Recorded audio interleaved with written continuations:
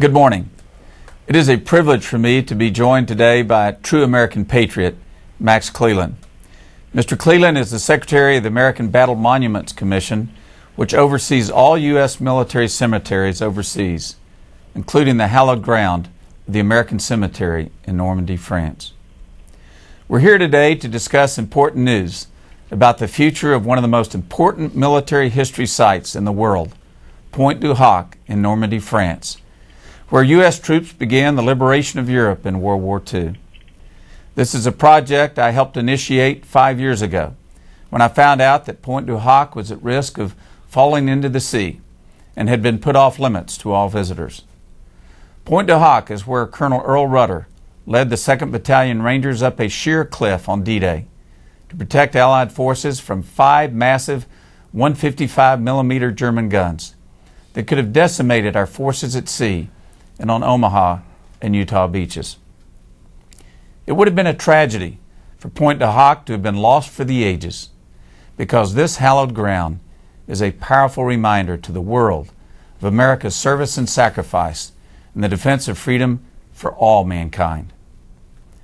The chairman of the House Military Construction and VA Appropriations Subcommittee, which funds the American Battle Monuments Commission, I want to commend Secretary Cleland for his strong leadership in making possible the announcement that we are making today.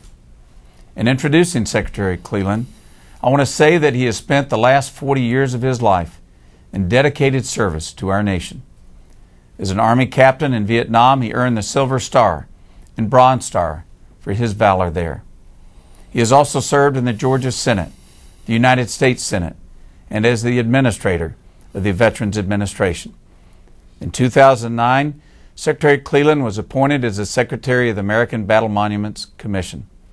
Secretary Cleland, thank you for joining with me today to share this very important news. Well, thank you, Mr. Chairman. I appreciate that very much. Ladies and gentlemen, because of the efforts of Chairman Edwards and his committee, we're pleased to announce that Pointe du Hoc will be saved.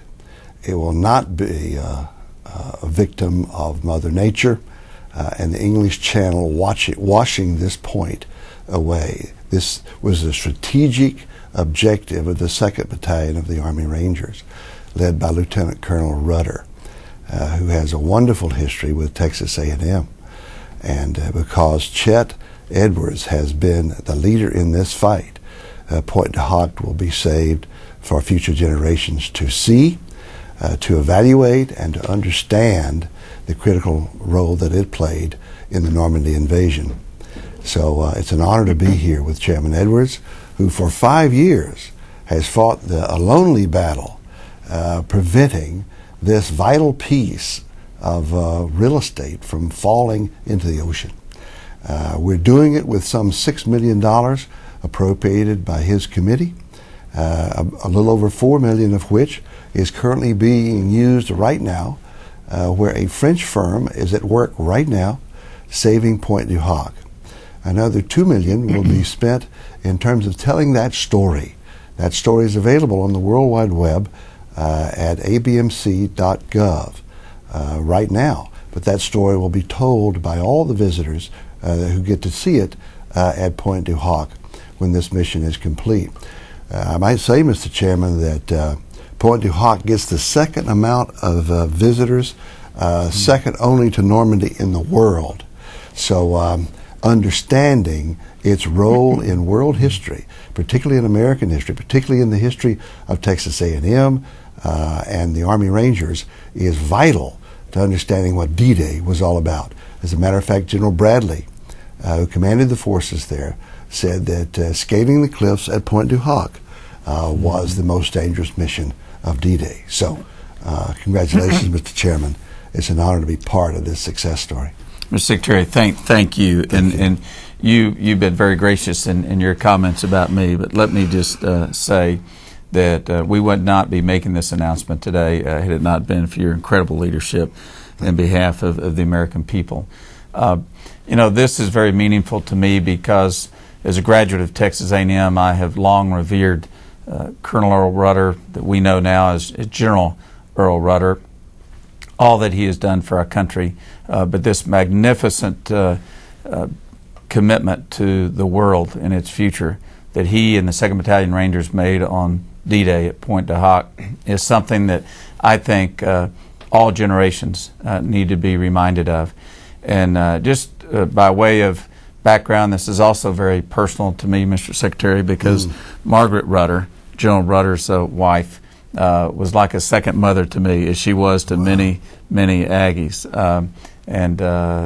Just knowing that this site where he helped save the world along with his Rangers is something that's deeply meaningful, not just to me, but to Texas Aggies all across the world. And I understand you won the Earl Rudder Award when you were a student at Texas A&M. Well, it's the most humbling award I've ever received, because once we know his history, we know that no one can even begin to fill his shoes. But that is something that will always be one of the things I'm most proud of, as well as most humble to have received. And let me say, too, just to put some background into this, Texas A&M was working on collecting artifacts at Pointe du Hoc for a number of years. And Dr. David Woodcock is one of the persons who first brought this whole issue of Pointe du Hoc and its very existence, its threatened existence, to my attention. In 2005, the American Battle Monuments Commission, before Secretary Cleland was appointed to it, was testifying before my subcommittee and said they had Texas A&M collecting artifacts because they didn't want them to be lost to the ages, because Pointe du Hoc was going to fall into the ocean. And I'll never forget Mr. Secretary asking the question. I said, well, is anybody looking at saving Pointe du Hoc? And they said, well, it wouldn't be practical. And I said, practical? This is one of the most significant sites in the world's military history, and it's such a powerful symbol to the world of what America has done to protect freedom for all mankind. That is when we initiated the effort, and I put $500,000 into our committee's budget to fund the ABMC study of this. And of course, that's where Texas A&M was involved in doing not only the collection of artifacts, but with this new money, Texas A&M did a study to actually see whether we can save the site, which, by the way, has been off limits to visitors, any visitors from throughout the world, since 2001. So today what the Secretary is announcing is that we're not only going to be able to save Pointe du Hoc for the ages, but after a decade of visitors not being able to visit this incredibly hallowed ground, it will once again be opened up, we hope as early as this September, to visitors from throughout the United States and throughout the world. So, Mr. Secretary, of all the things I've had the privilege of being involved in, I have to tell you that this is one of the most meaningful to me, and I'm deeply grateful to you. I've just been the water boy in this project, trying to provide the sustenance to allow the ABMC to do its work. But you have taken charge of this. You have worked so very hard, and I know it's been a passion to you. And I know you met Lynn Lamel, who was the 2nd Battalion Ranger under Earl Rudder, who literally just put out of function those 5 massive German guns. Yes. The American intelligence thought that the German 155 millimeter howitzers, 5 of them, were actually on the cliff, on the point. When the Rangers got there, they were not there, so the mission was to go looking for them. Lynn Lamel took off into the woods with a friend, a fellow soldier, and found the 5 German 155 millimeter guns and destroyed them. Amazing. I think it was historian Stephen Ambrose who said that the 2 people that are most responsible for the success of D-Day are General Eisenhower and Lynn Lamel, which is an incredible accomplishment. I might say that Texas A&M, with the money that you gave them, really helped save Pointe du Hoc, because they found, with their scientists and technicians, the ability to save that cliff from falling into the sea. So we have Texas A&M to thank, as well as your leadership on the Appropriations Committee. Well, thank you, Mr. Secretary. And It's just been such an honor to work on this, and I do want to compliment A&M, which has played a key role initially in collecting the artifacts, secondly in bringing the fact to my attention 5 years ago that if we did nothing, Pointe du Hoc literally, because of sea and wind erosion, was going to fall into the sea and be lost for the ages. So I really salute Texas A&M, and I believe we have Dr. Warden with us, who is the director at the A&M College of Architecture for the Center for Historic Conservation. Dr. Warden, are you with us? I am. The Secretary and I would welcome your observations and comments, and we want to both salute you for the tremendous role that you and Texas A&M have played in what I think is going to be one of the most historic preservation projects in world military history. So congratulations to you. Well, thank you very much. And we've been involved out there on site at Pointe du Hoc, as you say, from about 2004, and beginning in 2006, we started the cliff stability study and did 2 phases of that study, and had that study vetted by a number of other organizations to make sure that what we were recommending was actually sound, and it passed all muster by everyone. So we're really excited about the work that's going on there now, and can't wait to actually see the finished results.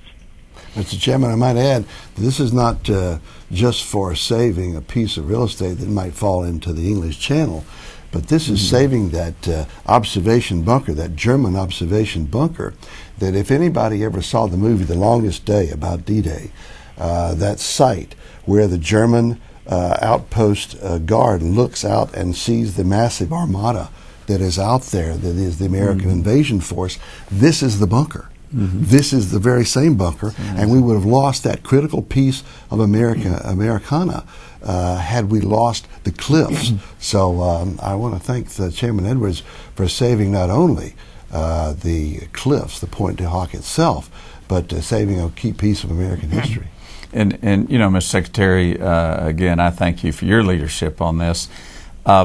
Could you talk just for a minute, and then we want to see if any press have any questions, but could you talk a little bit about the if I could use the word ambassador, that really our cemeteries are ambassadors, U.S. ambassadors to the world, at a time when sometimes the world doesn't fully appreciate American sacrifice and service to mankind.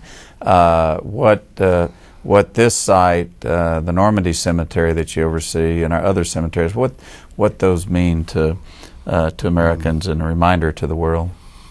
Well, in so many ways, Mr. Chairman, and you know this, the soldiers that are buried in our American cemeteries, and there are 24 of them around the world, overseas, are silent testimony to the will of the American people to help other people who want to enjoy freedom and liberty like we enjoy here. So they are still in many ways on duty, Mr. Chairman, and had it not been for the boys of Pointe du Hoc, as President Reagan pointed out, and you're saving Pointe du Hoc, quite frankly, we would not know about that key link in how D-Day was successful. And now those young men that are buried there are silent sentinels to the will of the American people to stand for liberty around the world. And I thank you for making sure that continues to this day, and that we continue to tell the story to the whole world. Well, thank you, Mr. Secretary, for that eloquent statement about the mission still played by those who gave their lives at Normandy and throughout the world.